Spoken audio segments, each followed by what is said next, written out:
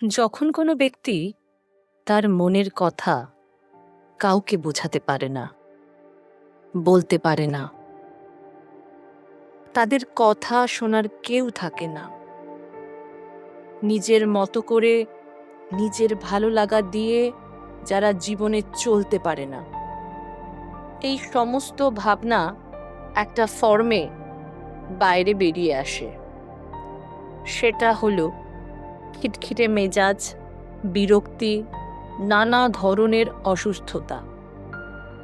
যারা খুব খিটখিটে মেজাজের হয় বা সব সময় খিটখিট করে, বিরক্ত দেখায়, তাদেরকে সামনে বসিয়ে একবার জিজ্ঞাসা করুন জীবনে সে কি পায়নি, তার আক্ষেপ কোথায়।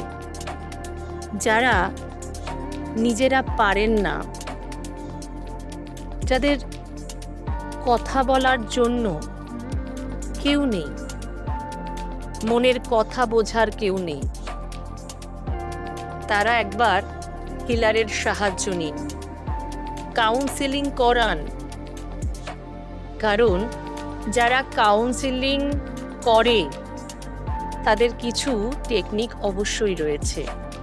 তাদের কাছে মন খুলে কথা বলুন, তাদের মনের ক্ষত জমা ইমোশন বের করে দিলেই এই মানুষগুলোর আচরণের পরিবর্তন আসবে।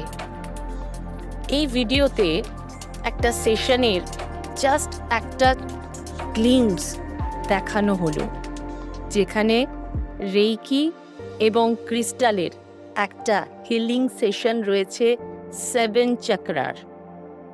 আমি Paramita Dutta, Lotus Cosmic Race আমার পেজ, ইউটিউব চ্যানেল। যদি ভালো লেগে থাকে তাহলে একটা ফলো, সাবস্ক্রাইব করতে একদম ভুলবেন না।